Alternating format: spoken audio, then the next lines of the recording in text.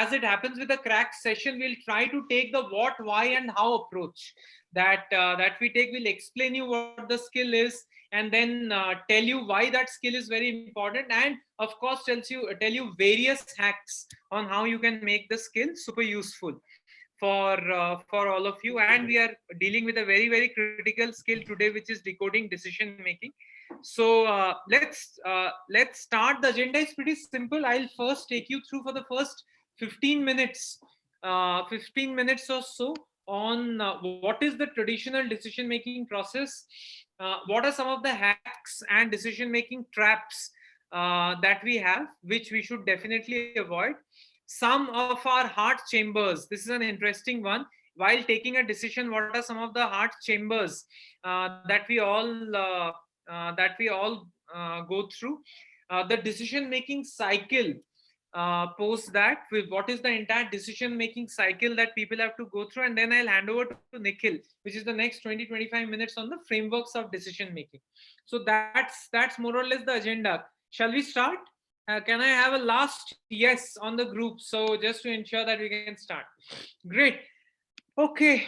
So what is decision making? First of all, very importantly, I think all of us realize a decision is required when there are alternatives. When there are no alternatives, of course, there are no decisions that needs to be made, right? And therefore, every time a decision is needed, there has to be alternatives.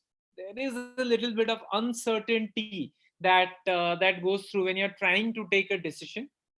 There are high risk consequences, and that's why a decision becomes important. A lot of times there are interpersonal issues. I'm sure all of you would have taken a decision where you have to choose between an important relationship or a business decision that needs to be taken.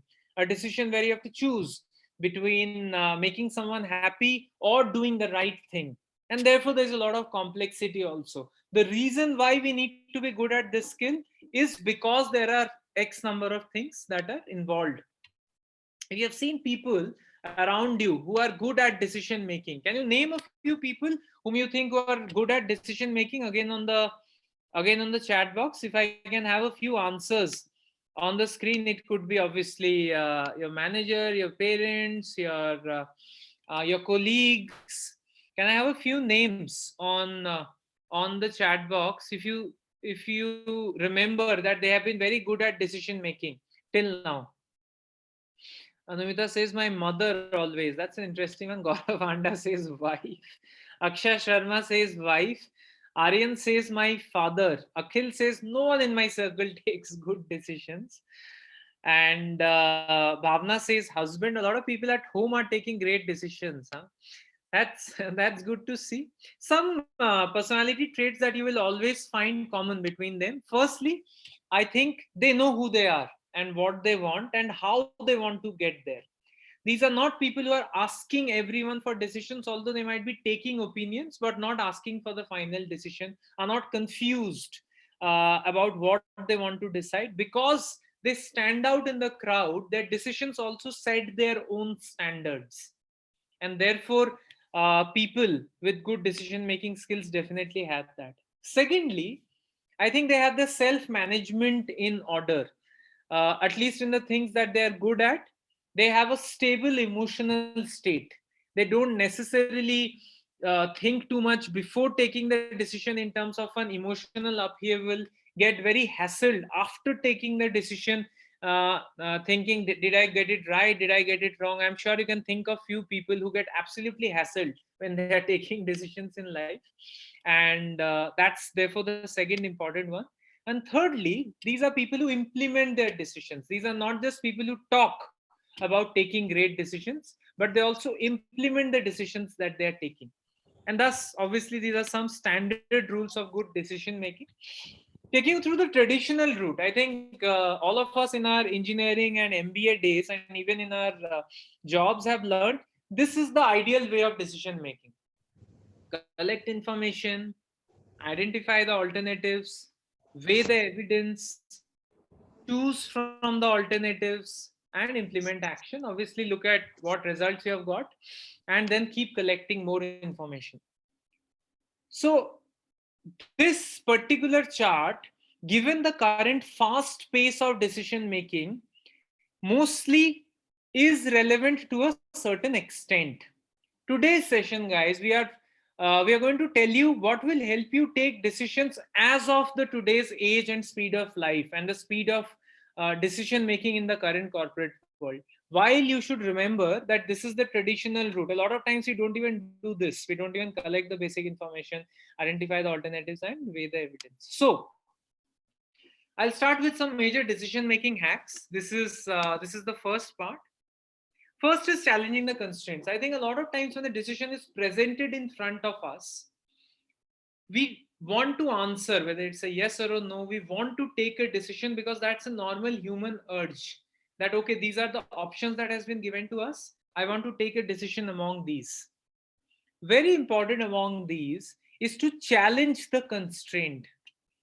First, understand I have been given to take this decision under what assumptions? If I have to take a decision, what are the ABCD assumptions that I have been given with? And can I challenge those constraints itself? And I mentioned that as a hack because if you challenge the constraints, you'll realize the canvas of the decision that you're trying to take significantly changes. Secondly, focus on what is the end goal, what you want to do before you decide on that one sub part of a decision. Everything that you're doing eventually will have a purpose, right? Your personal life will have a purpose, your professional life will have a purpose, your student life will have a purpose. If that purpose is not clear, that decision that you're going to take might get influenced by certain influences that are sitting with you, are trying to influence you, certain data points which might push you towards a certain direction, although the purpose of why you're taking that decision as a sub part might be something else. And therefore it's very important to focus on what that eventual purpose is before taking that decision. A lot of people say, and I agree, engaging in pre-mortem helps. Now what's a pre-mortem? All of us have heard about a post-mortem, right? When the murder takes place and then police comes, detectives come, and they do a post-mortem and we find out why the murder happened. Some people are smiling, maybe they murdered a few also till now. Pre-mortem is normally a situation when you find out or analyze what will happen if I go wrong. What will happen if this decision absolutely falls flat on its face? So, therefore, considering what failure would look like would make you much more stronger while taking that decision because you would have already imagined the worst. And therefore, when you go ahead with your decision, anyone else challenging you on your decision doesn't matter anymore. You have yourself done the pre-mortem before taking that decision. Also, a lot of times we think that we will not take a decision, let's see what happens. Someone else will take a decision on our behalf. Remember, making no decision is still a decision to let someone else decide on your behalf. A lot of us have done this to our lives anyway, right? Where a lot of decisions in our lives have been taken by someone else. And therefore, don't forget, making no decision is also a very important part of decision making. This is one of my most interesting slides for today, which are the decision making traps. What are some of the traps that we are all susceptible to fall into when we are taking a decision? How many of you have shopped on Amazon or Flipkart or Snapdeal? Can I have a quick yes or a no? No is also okay, I won't judge you. Most of you saying a yes. Everyone has shopped on Amazon. So okay, when you go for shopping on a website like an Amazon or a Flipkart, when you go to buy one item, and let's say it's a daily use item, normally do you end up buying zero or that one item or two or more? So the question is simple. When you go to buy one item which is of daily use, normally when you do you buy zero or one or two or more? So we have Mridula who says yes, two or more. Palak says two or more. Sahib says plus. I'm assuming two or more. Piyush Kunal says two or more. Spurti says one. Saurabh Shukla says more than one. Manpreet says I'm an impulsive buyer. I don't even want to mention how many I end up buying. So the first decision making trap that's there in this world right now is the monster choice dilemma, which is called the stimulus overflow. Now, I mean, all our online websites are taking us through this on a daily basis. All of us are thrown with a lot of choices, and that comfort and convenience ends up we getting confused and almost forgetting why we started doing something what we are doing, right? Because there are so many choices that we have. So the first trap that we have is the monster choice dilemma, very relevant to the current age. Just be aware of this trap. When, and it's not only for shopping, it happens for a lot of things. You go to shadi.com and you get a lot of partners also. Again, a monster choice dilemma. Second, in our daily decision making is permanent stress. Now, when I say permanent stress, I mean that as a student, as a mother or a housewife, as a business owner, an entrepreneur, as an employee within an organization, all of us are under constant stress while taking decisions. And because we are forced to take decisions, even in that state, our decisions tend to go haywire a lot of times. There are definite ways of overcoming it, but right now I'm telling you about the traps that you should be aware of. Try and not take decision when you are under stress. And therefore, that's the second trap. Third is the perfectionist rule. I mean, lot of us know that Mr. Amir Khan is known as the perfectionist in Bollywood.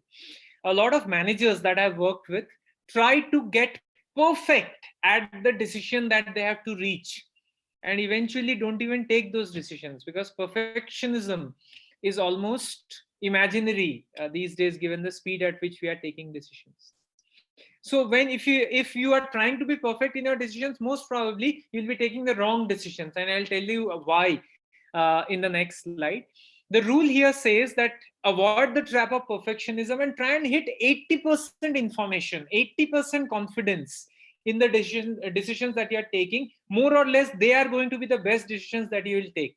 Too much information tends to also confuse you. So three major traps: monster choice dilemma, permanent stress, and perfectionism. Try and avoid yourself from these traps when you're taking a decision. Also, result of our conditioning, a lot of things we have seen from our childhood. So when a trigger happens, you take a decision, a response happens. Again, a trigger happens, you take a decision, response happens. When it happens many times, that decision becomes a habit. A trigger happens, a habit comes out, and a response happens. That's also one big trap. Try and make sure that you are always looking at every decision you take with a fresh lens, at least for that half a second before you move into that decision. Okay, a very interesting one I'll introduce to all of you, called the heart chambers, which is another one in decision making. And I'll keep asking you questions in this. I would encourage all of you to keep answering. The first heart chamber is called half-hearted or full-hearted. You have to answer for yourself. What are you? Are you half-hearted or are you full-hearted? Right? Uh, and the clues are: half-hearted people would always be, should I do this or should I not? Is this the right thing to do or is it not? Am I sure that I have to do it or am I not sure? Full-hearted people are present, are out there on your face. You would see that they are confident while going forward with your decisions. Okay, quickly. How many of you are half-hearted or full-hearted? That's the first chamber. Just like the ventricles and atriums in our heart, that's the first chamber. Some answers on the chat box. Half-hearted or full-hearted? Anumita says half-hearted. Tavish half-hearted. Palak half-hearted most times. Gitika full. Not even hearted, just full. Kunal says full-hearted. Sovik says half-hearted. Interesting. Rekha says full-hearted. Kiran says half-hearted. So there's no right or wrong answer. Just trying to check your heart chambers while you take decisions. Chamber 2: closed hearted or open hearted. When our hearts are closed, we normally resist ideas. We resist people. When we are when we are open hearted, we tend to create trust and curiosity. How many of you are closed or open hearted? Soumya says open. Leaders normally should be open hearted so that they are able to create that atmosphere around them, that they're able to welcome new ideas. Kunal, thank you for sharing. Kunal says, I'm closed hearted. Most other answers are open hearted. Third is the third chamber is confused or clear. The clear ones would say, yes, no, I don't know. The confused ones will say, let's wait, let's get more and more information. Let's ask him, let's ask her. So, confused or clear in terms of your third heart chamber. Any answers? Clear, clear, confused mostly, Savik. Clear, Sahib says. Piyush says clear. Spurti says confused. Interesting. Last heart, strong hearted or weak hearted. You would find a lot of people who are weak hearted, nothing wrong with that, but they would avoid conflicts. They would not want to get into a bargain. Even if their car gets hit by someone else, they'll tell the someone else to koi baat nahi, aage badhiye. That's fine. They would not want to get into quarrels very quickly. Strong hearted are the ones who are okay to get that thing done irrespective of how much it hurts personally. So, are you strong hearted or weak hearted? Weak hearted, Sakshi, Bhavna, Akshay, Savik, strong hearted, Anumita, strong hearted, I doubt, Sahib, weak hearted, Gaurav, strong hearted, Piyush, strong hearted, Raghav says strong Punjabi hearted. Okay, fair. So interesting. That was a quick check on your heart chambers. What you should know, my last bit before I hand over. Very importantly, in a lot of decisions, people think that past experience is important. I'm currently in the auto tech sector. I've been in the media and edtech sectors before, and when I'm working in the auto sector, when I entered this sector, a lot of people around me told me that, okay, if you're not from the sector, you might take a little time to get adjusted to this new sector. There are new ways of working, and most people here are 20-30 years into the sector, uh, and past experience in this particular sector becomes important. After maybe 15-20 days, 1 month, I realized eventually business gets done in a very similar way. Obviously you get to know the details, but that field knowledge takes about 15 days to a month to gather if you are wholeheartedly dedicated. But the basics in terms of the heuristics remain similar. Heuristics is what you pick up in terms of whether you're fast or slow, whether you're unconscious and conscious in taking decisions, whether you're automatic or effortful, whether you're error prone or reliable. These things remain similar, and you don't have to create formulas for everything that you do. For example, in sports, and India is playing really well in the India England series right now. In sports, when a player tries to catch a ball, they don't find out, right, that okay, this is the projectile motion of the ball and I have to do this physics equation before I'm trying to catch the ball. It's just their gaze heuristics in this case, where their running speed should be such that the angle of gaze is constant, has become a part of who they are. And therefore, even in decision making, a lot of heuristics in terms of who you are becomes a very important one. Less is more. I've already mentioned this. Don't look for too much information, you might confuse yourself. And most complex things in life have a very simple solution. Most complex things in life have a very simple solution, and many decisions that I have seen people taking, I have taken myself, and I'm sure Nikhil would have also gone through, would have realized that a lot of complex things that has come up has had very simple answers. So uh, to end, this is the decision making life cycle that I would want to take you through. In terms of the life cycle that happens in decision making, first is preparing, which is information versus confusion. Very simple chart. If you can see, it's an opposite bell curve that I have drawn for you. When there is very low information, there is confusion because you don't know much. So you seek information. When you get good information, the confusion obviously goes down. This is the inflection point. If you can see my cursor, this is the inflection point where you should take your decision. As information goes up, even after this, confusion again increases. Think about the food that you want to order in a restaurant, or think about the movie that you just mentioned that you have to choose from Netflix or Amazon Prime, or sorry, to Disney and Hotstar. So this is a cycle that you go through in terms of the decision making. This is called preparing while you're taking a decision. Second is timing. Now, this is knowledge versus consequence. A lot of people think that, okay, I'll start my own company, and Nikhil has started it pretty young. I'll start my own company when I, let's say, have 15 years of experience. That's called timing of a decision. Always remember, when you are young, a very minor variation in your decision will have a large impact in your life. When you're old, it's the vice versa. Large variation in your decision will also have a very small impact in your life. Think about when you're practicing archery. When you're doing it from far, a little off will take the bow much further away from the target. But when you're exactly near your target, and if you even take it a little here and there, it will still hit near your target, right? So the timing is the second thing in your decision making life cycle. And third is regretting. And I'm calling it PDF, the post decision feeling. I'm sure many of you would yourself be very similar, or would know people who regret their decisions a lot after they have taken it. It's called the expectation versus satisfaction graph.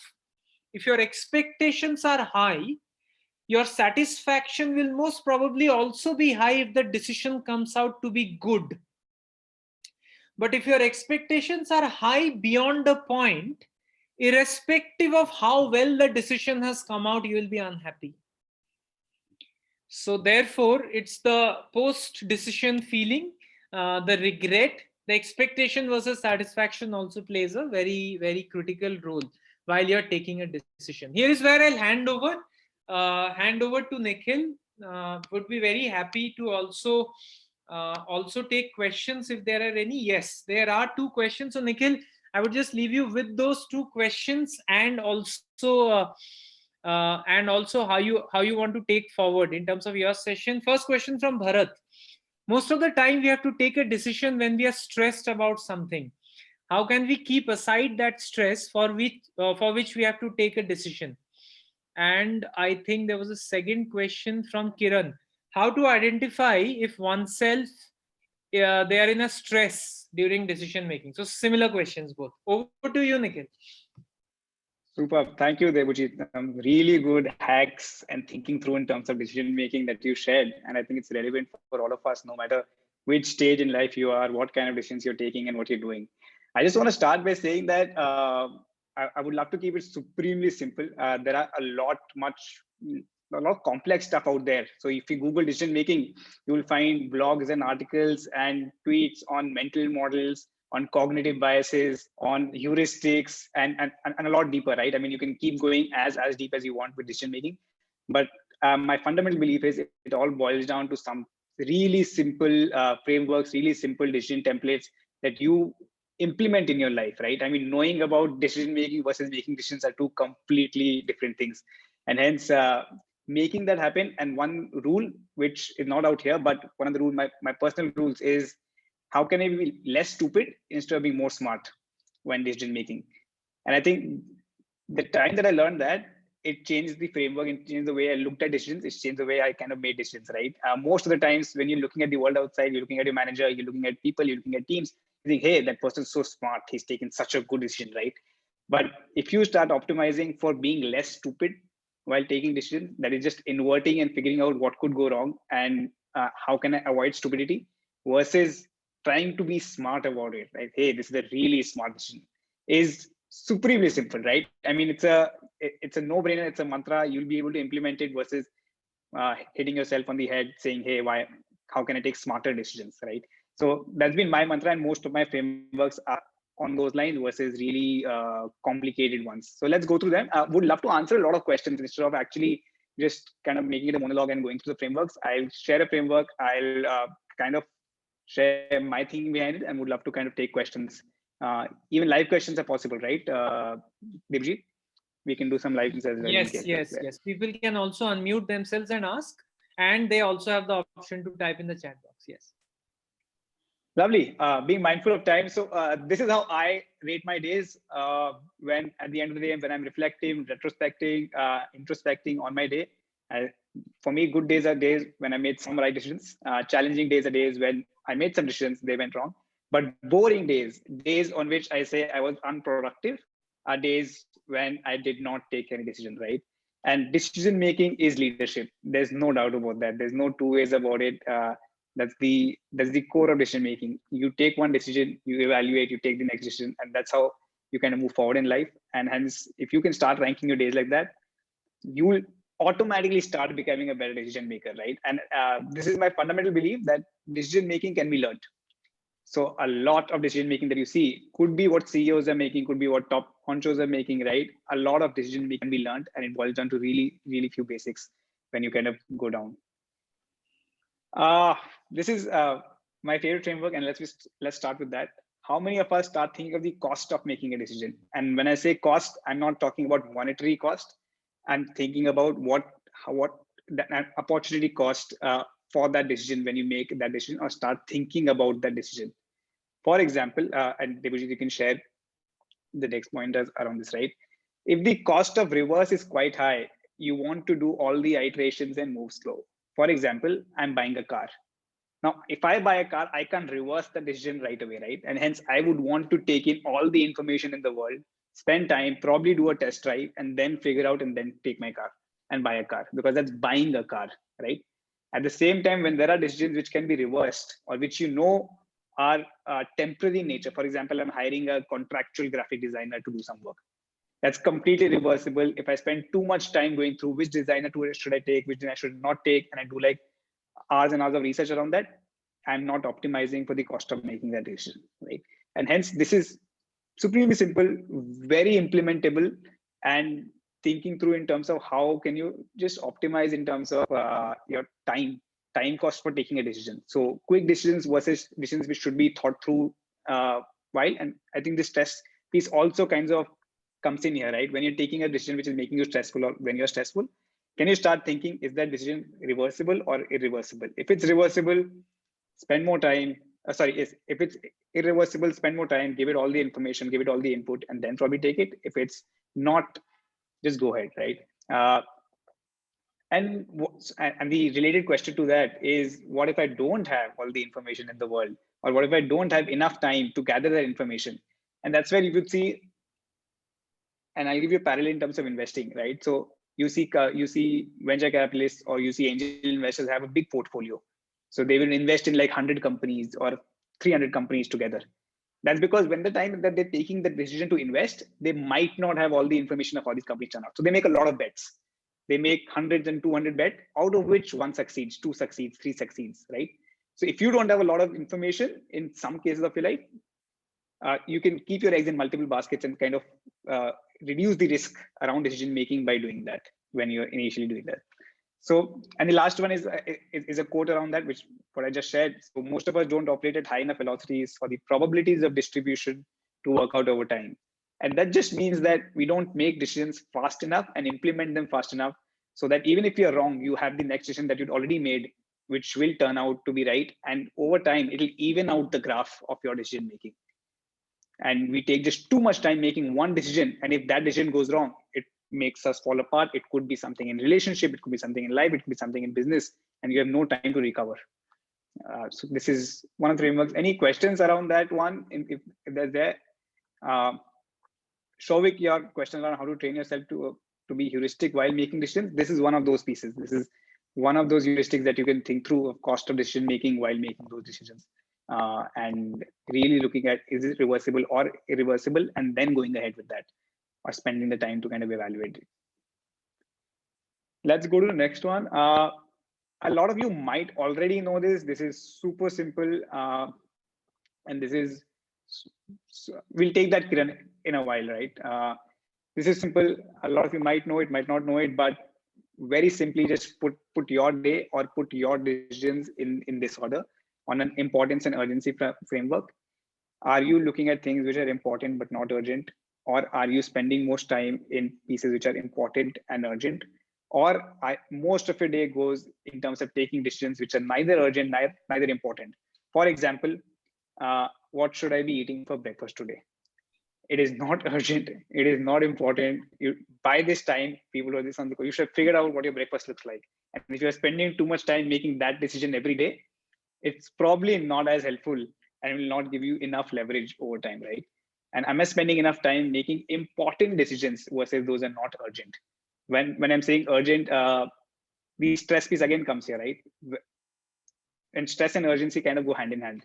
When you have a high urgency means high stress, and that's the time you end up taking most of those decisions, and they end up being wrong, right? And they end up being really in the middle or really murky.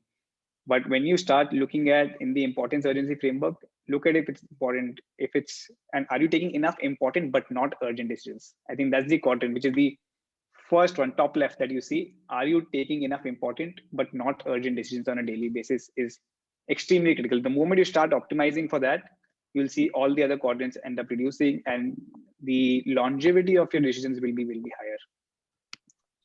Let's go next. On this one, this is my favorite framework, and it's super simple.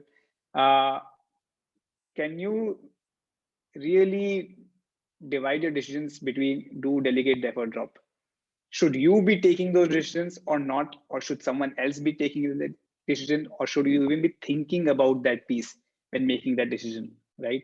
And hence I kind of prioritize whatever I have to do or whatever decisions I have to take within this bucket.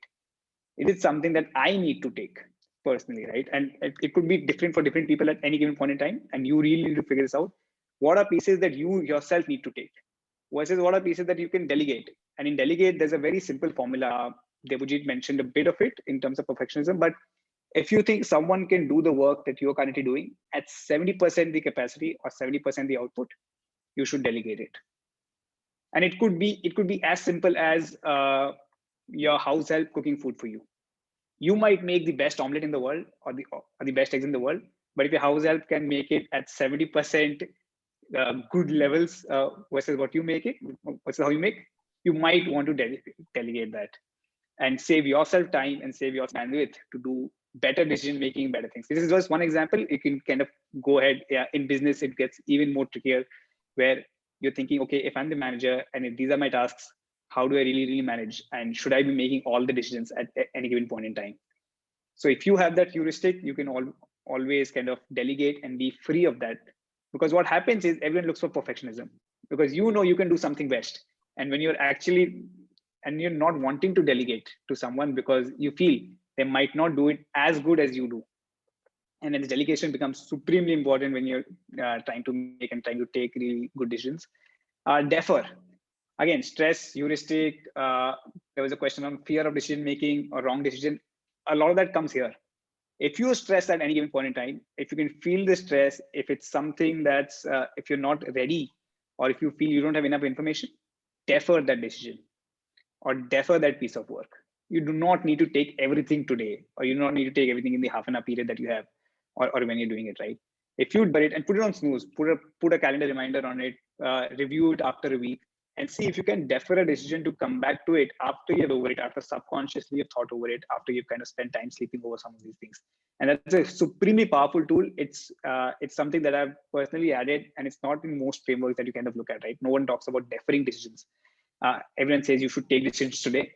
But if you look at decisions and you say this can be deferred, defer it. Give yourself that time, that leeway, and defer. And finally, drop. There are some decisions you don't need to take at all. And you should completely drop that. For example, my family and I went for dinner last night, right? I had zero input on which place we should be going. I just dropped those decision making and those things to them, and they end up taking those decisions. I don't get into those decisions saying, "Hey, I really want to go to this place," because I know it's fine. It's more for their comfort and optimizing for their outing, right? At that point in time, and you should be dropping decisions. If you're not dropping a lot of the pieces that are on your plate consistently, then there's some issue, right? If you have nothing on the drop palette, and this is the same as saying no, or akin to saying no about something, right? Which you've already heard. Good decision makers are great at saying no, and this comes in when you talk about dropping something. This is interesting, and I'll take Parag, your question out here. How to identify that decision, which is influenced decision or genuine one? Now, I love thinking about decisions around your 24-hour window in a day, right? And batching them together. So are you a night owl or are you an early morning riser? When is your energy the highest within a day? or when is the peak within a day? Do you get up at 5 a.m. and are up and running at that time, or you like snoozing off, but you are completely cool, waking up, staying awake till 2 a.m., 3 a.m., 4 a.m. in the night, and are a night out from that? Understanding that about yourself is so important, because the world might keep saying that everyone should be waking up with the sunrise or at 5 a.m. 6 a.m. But not all of us are like that. Our biorhythms are completely different. And knowing that about yourself is pretty much half the battle one around decision making. At what time of the day are you the most productive? And that's a decision that you have to take for yourself, right? It's no one can tell you that. No book can tell you that. No person can come and tell you that hey, you should take all decisions at 7 a.m. in the morning or 10 a.m. in the morning. But think for yourself, what time of the day are you most productive? And block your time on your calendar, could be 60 to 90 minutes on your calendar, when you're making some of the most important decisions of your day, when you're most productive. The mistake that a lot of us do is we think a decision can be taken at any time of the day. A good or an important decision can be taken at any time of the day, and the results will be proportionate or will be equally good. But that's not the case. I mean, there's enough research out there which shows that if you take decisions at around 2 p.m. or 3 p.m., when the afternoon lull starts coming over for a lot of us, the entire concept of afternoon siesta, nap after you have lunch is a worldwide phenomena, not enough acknowledged in the corporate world, is when you make the worst decisions of your life. So if you're going into if you have the ability to schedule a meeting or schedule some important meetings, never schedule it post lunch around that time, around say 2 to 4 p.m. block. If you have a really important meeting in life, or you're meeting your manager, request them for a slot which is productive for him and you and basis your cycle. You are most likely to make a really bad decision going into that meeting subconsciously. You might be prepared, you might have all the information, but just because your biorhythm is not right at that point in time, you might. So what do we do? And the biggest question I get at this point is, what do we do at that time? Take the most inconsequential decisions that you have at that point, or do the most inconsequential work which doesn't require cognitive load or a lot of creative decision making, which is a lot of data work, a lot of data entry, just replying back to emails, a lot of admin stuff that a lot of us have, right? Start doing some errands around that might be there on your to-do list. So do those at that time. And when you're at your productive best, it could be early in the morning or it could be late in the evening, basis your biorhythms and cycles and how you work. Batch those decisions together, and that's what I call a highlight block. So highlight block is your 90 minutes in a day when you're doing the most important work for the day and taking the most important decisions. Go through them during that time. You'll be surprised how your decision making frameworks, how your decisions turn out to be just true or just right when they're taken in that time block versus taken at just any given point of time in the day. And this requires a bit of training yourself on, because it's you need to write down things. You need to remember. You need to say, I'll come back to this, and it requires subconscious training. But else, calendar blocking is another way to do that, where you batch decisions together. And I'll give you a very quick example. I do all my one-on-ones with my team on specific days of the week. So for example, my entire Wednesday is filled with one-on-ones with my team, with my direct team. So from 2 p.m. to 6 p.m., I have all my one-on-ones. And I've trained my mind to be present out there in those times, and it's not spread throughout the week. And I know what goes through that. Versus a Thursday, where I do no meeting Thursdays, and no meeting Thursdays means I do not take a meeting on Thursday. It's a creative block for me, and I've trained myself to do some creative, productive, deep work on that day, where I'll not be taking interruptions from anyone. And it's how you design your day, how you design your week, how you design your time matters so much in decision making, versus because it's all about context switching from one decision to the other or one place to the other. We can go to the next one. I think there's a lot to discuss. I'm just condensing it. We can go in, we'll leave some time for Q&A. Building a second break, another one of my favorite topics, how can you reduce the cognitive load of taking decisions? So when you're taking decisions, how can you reduce the amount of time that you're thinking through just plain ordinary decisions versus really high value impact decisions in life?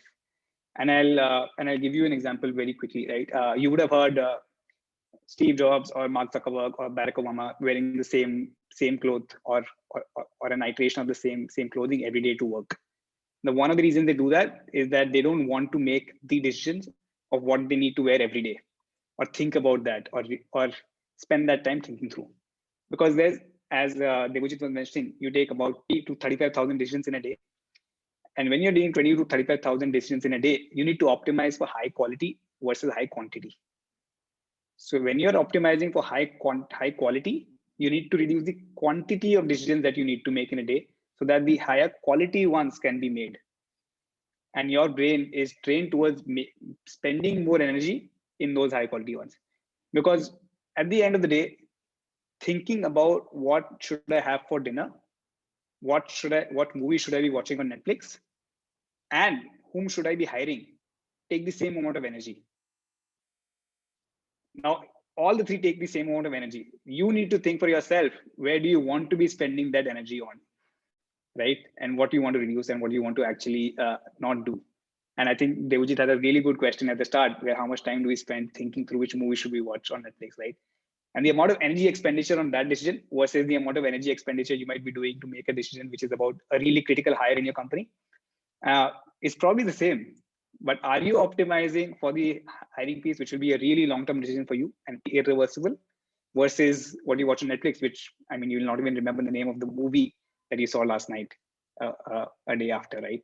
And that's supremely important when you're.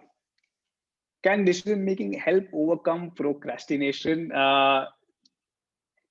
This is where I think building a second brain really helps. So there are some decisions that you know you're going to take every week, every day, or every few weeks, and delegating that to a second brain. What I mean by a second brain is your to-do list, your notes, your reminders app. You can literally delegate everything to that piece to say, hey, and I'll give you a very quick example. I was sharing this with Debojit yesterday. Is uh, I do not decide when I need to get a haircut. I have a reminder for 3 to 4 weeks out when that piece reminds me that, hey, today is your haircut day. And that's a calendar block on my calendar. So I'm not spending time doing that. And hence, if I had to, I might have procrastinated taking that decision. Okay, it's okay. Let's kind of wait one more week, or let's kind of wait 3 more days, or let's look at the best slot to do that. But if this is automated, someone else is telling me, I just follow that. It's almost like my second brain is dictating what I should be doing in some of these cases. And you're reducing the cognitive load on your brain every day by removing some of these pieces out of your decision making frameworks. Let's go quickly to the fifth. This is supremely simple, but at the same time, extremely effective in terms of there are no right decisions. Uh, no one knows the answer to that decision that you make at that day or at that point in time. And hence you make your decision right versus saying that you know the right decision. And I think this cuts down through stress, through every kind of decision that you make, right? Once you've taken a decision, stand by it, look at it objectively, and you need to take the next few steps, make it right, versus saying that, hey, the decision itself was right or wrong. I do not think anyone has enough information at any given point in time to say that, hey, this was the right decision. It's only when the decision plays out. And what you do versus once you've taken a decision matters a lot more than actually the decision itself is my core theory, versus saying that, hey, the decision itself was the right decision or the wrong decision. I mean, ask yourself, what did I do after I took that decision? And did I do enough to make that decision right? Is extremely important. And the last one, never hesitate to make a new decision if the old one you feel was wrong, right? And I think one of the biggest abilities when we are hiring people on the team is to look for ambivalence in thought, or what we call mental liquidity. Is are you or do you have the ability to change your mind or to change the decisions that you made in the past in light of new information that you've gotten? Right. So when you're taking a decision, there's only so much information that you have and you take a decision. And sometimes because of our overconfidence or our confidence, we say, hey, we've taken decisions and we're going to stick with it for life. Versus a coronavirus happens or a pandemic happens, right? And everything that you know about anything in a vertical changes. Are you willing to change some standpoints or the decision that you taken probably a year ago when you did not have this new information and change it? And it's a supremely important skill. It's supremely easy to build, but you have to be conscious of that, right? And a lot of us think it's really great that some people just stick around and say that, hey, I have taken this standpoint and I'll never change for life. But I think that when you're talking about decision making, it's one of the most stupidest things you can do, that not changing your decision based on in light of new information that you receive. And once you start looking at decisions like that, it relieves you of the fear or of the fact that, hey, I might have been wrong and that's completely fine. And I've changed my decision because I got new information. And hey, this is my worldview right now. We can go quickly. In the end, this is how I evaluate most of my days and most of my quarters. At Stones to Milestones, at Freedom, we end up doing this as a part of our performance appraisal cycles as well, where we make sure that everyone puts down what they want to start, what they want to continue, and what they want to stop. And this helps you really refine your own decisions. So this is a core part of our performance appraisal cycles as well. When we look at your decisions, look back and say, do you want to continue doing something that you're doing? What are pieces that you want to stop doing? Decisions that you want to take around stopping something that haven't worked, versus pieces that you really want to start, or new decisions you want to make towards a vertical that you've really figured out, or pieces that you figured out have not got enough bandwidth of yours, right? So those are some pieces that we consciously do. You can do it either daily, weekly, or quarterly, but these prompts are really, really helpful when you're doing decision making or thinking through some decisions. Raghav has a question on don't pivoting the decisions bring in conflicting persistence. No, really good question, Raghav, and that's what would love. We can stop the screen share. I think we've.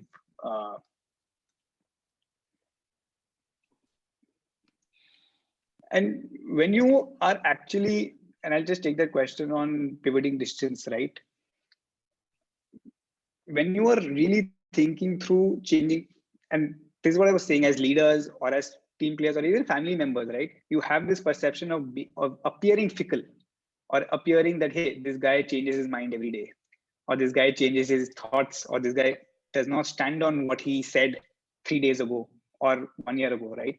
And if you look back at most of the leaders, literally most of the leaders out there who've been successful, or people in the sports field or any arena who've been successful, are all people who have had the ability to literally change or go back on what they might have said in the past in light of new information that's coming. What's important is you sharing new information that you have because of which you're changing. So what happens is we end up changing our minds because of new information very subconsciously, but we don't end up communicating enough, saying, hey, this is what I was thinking back then when I took that, and I did not have this information with me at that point in time. But this is a new information that's come to light, and I do believe that this has changed. I'll give you a very simple example. A lot of us are out here, we are in digital marketing. We do digital marketing for us, for our own organizations, for most organizations, right? We took a call and we put down a hypothesis on saying, hey, a certain set of target audience works for the kind of consumers we want to bring onto our platform, right? And we were supremely gung-ho on it. We took that and we went ahead, spent a lot of money and made that happen. After 3 months of work, we realized that that's not working out, or the results are not commensurate. Now, should I just keep persisting? Because as an organization, we had taken a big call, and I had taken a personal call saying, we are going to do this and we're going to make this happen, saying, hey, I was right, and let's do everything to kind of make it right. Versus saying, hey, I have data now. This data is connecting to what I believed, what I thought was right. Can I change and reflect my worldview again and take a new decision in light of this? And I think people completely understand that, and people appreciate that a lot more versus saying, hey, I'm a man, I've taken this decision and I'm not going to go back on this. So yeah, I hope that answers. There's a there's a question that's come to me in terms of if you decided to watch a movie or read a book and it turns out to be terrible, will you continue or stop? I have a very different viewpoint on this, specifically in books. And I really want to talk about reading, because we at Stones to Milestones have been working towards creating a nation of readers for the last 12 years. We work with children of all age group, all demographics, both in India and in any country where English is a second language, yet an aspiration language, for them to learn to read in English, right? And this question we get a lot of times: how do you make sure that you picked up the right book or spend time reading the right book, right? And I think it's gotten a lot more easier in the digital age, where A, you have reviews, B, you either have a YouTube talk or an interview article or a podcast by the author that you want to read a book from. And you can literally go through some of those pieces before you actually decide to pick up that book and spend your time reading the entire book, to really understand, hey, do I want to spend that much time? And only 15 minutes to probably hear a podcast or look at a good YouTube interview for that author? of the distilled insights from that book, right? And once you do that, you'll be able to go through pretty much 50 books through a year versus 2 or 3 that you go through right now, and actually deep dive into some of the books that you really want to read versus saying that, hey, I'm not being able to read, or I got stuck with the wrong book. So yeah. Yeah, Nikhil, very interesting frameworks that we saw. I personally also learned a lot. People, you can keep typing in your questions. I think, Nikhil, people are coming back also personally on the stress question, that how to kind of take a decision when we are stressed about something. 3 questions have come to everyone, and I have got 1 or 2 on my personal chat box also. Do you want to deep delve a little bit into that point? Yeah, I really want to do it. So you can go through your own templates, but very quickly on stress, right? Really make sure that you've slept right. I think that's supremely important when you're dealing with stress or when you're dealing with high pressure pieces. So have you got enough adequate sleep? And this goes back to the time blocking piece that I was sharing earlier, that have you had enough sleep to really be in the right frame of mind to take that decision? So if you optimize for factors which are under your control, then the output is something that will automatically turn out to be pieces that you're right. What we do is we try to optimize for pieces which are not under our control. So sleep is under your control. Time to take that decision, on which time the day where you're taking that decision, is under your control, right? Getting the right information or inputs to make that decision required is under your control. And 4, uh, just penning it down. For example, when I'm stressed or when I'm actually doing, I literally write down my options. So I have a prompt on my note taking app where I would literally put down the decision I need to make and the options that I have. And when you write it down, you end up becoming way more about what you're actually wanting to decide, not decide, and it becomes way more objective. And what I do, I select one of those options. And if I have time, I would defer that and come back to that option in probably say a week or a day, or even if I've taken it in the morning, I'll come back to it in the evening and see if I still want that option or go ahead with that option. Because there's no one in the world that can make a decision for you or that can make a decision right for you. At the end of the day, you have all the input characteristics that you need to really make the decision when you're actually making it. And some of these have helped me when I'm doing really high stress, high urgency work, where you don't have a lot of surety of how that decision is going to turn out. But if you write down, I think writing has been supremely easy and supremely beneficial for me personally to kind of take the right decision, because it helps distill down what are the core aspects and lets the emotion away. And when you're talking about stress, I think this is supremely important to talk about. The moment stress comes in, a lot of emotional baggage comes in, and a lot of emotional pieces end up getting added to the decisions that you're making. And how can you keep the emotional self out is really important. Hence, the environment in which you're making that decision, when you're making that decision, is more and more important than say the kind of decision or the what decision you're making at that point. I hope that answers. If there's any more specific questions we can take. Yeah, I have 1 or 2 questions for you, Nikhil. One is, how did you come across taking the decision of moving to the entrepreneur route from the corporate career that you had, and also very early in your career? Second is, in a lot of these decision-making boardrooms, this happens across levels. A lot of times, inputs come because people want to make their presence felt, though it may not mean anything, whatever input that are coming in. So how do you kind of navigate through that? Super. Thank you for the second question. I mean, it's my favorite question, and it's something that we all struggle with, and we've struggled with even in remote environments or even in office spaces, right? When you get into a room and you are wanting to take a really big decision about something in the company, and you want to make your presence felt. And how we've actually tried to reduce that or try to mitigate some of the group thing that comes in, or some of the desperate participation that comes in most of these places, is by making sure before the meeting or before that slot in which that decisions to be taken or people are going to come together, people share their thoughts as written documents before they get in. So the moment that happens, you independently have different thoughts from everyone and what they think about that certain topic on which you're going to take the decision before they met everyone, so that none of it is influenced by groupthink. And once you have those inputs, the objectivity with which you can have the conversation to take a decision becomes way more clear.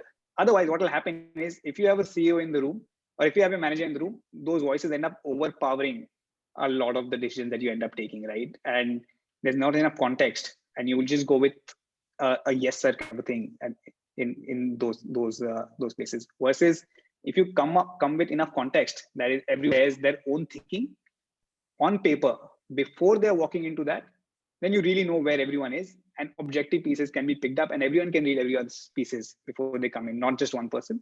And then you take an objective decision out there. And we've done this. We've seen tremendous success with this. A lot of groupthink has come down, and decisions have become way more objective when you're doing it that way.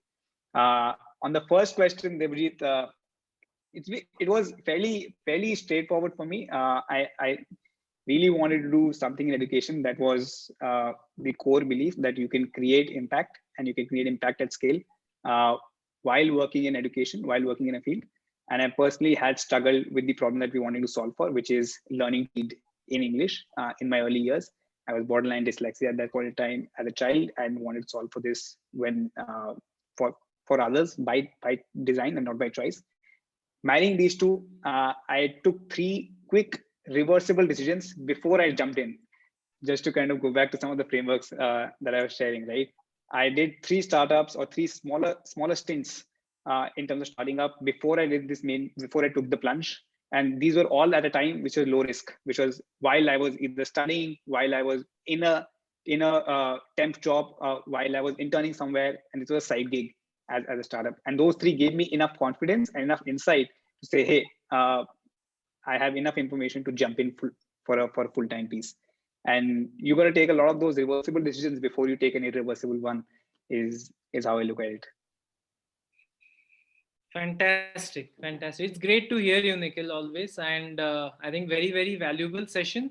While last 1 or 2 minutes, guys, to write down your questions and doubts, just announcing the next session next Saturday. We are going to pick up a very relevant session for all of us, mental health, next week.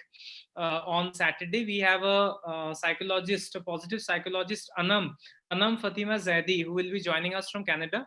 She has spent her whole career studying about mental health till now, and how we can make sure that all of us also are in our most sound mental health. And hopefully this session will be very helpful for all of you. You will get the registration link for the same soon, and would be happy to see many join in. Thank you, everyone. I think a very participative audience today.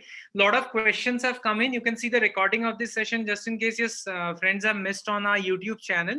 That should be up in the next 48 hours. And thanks all for joining. Nikhil, thank you again for an absolutely fantastic 1 hour.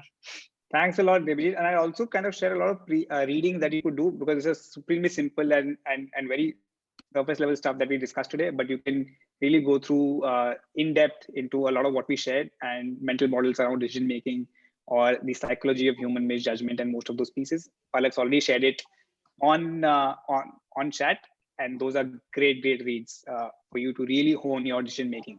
It's a completely learnable skill. It's completely under your control, and it's something that you can get good at very quickly, versus relying on experience to get good at. Right. Thanks, Nikhil. We have it on our screen also. You can take back these 3 books that Nikhil was mentioning, along with the blogs that are there. Palak has also mentioned it in the chat box. Thank you, everyone. Thanks for joining. See you all next week, Saturday, 12 to 1 p.m. as always. Thank you.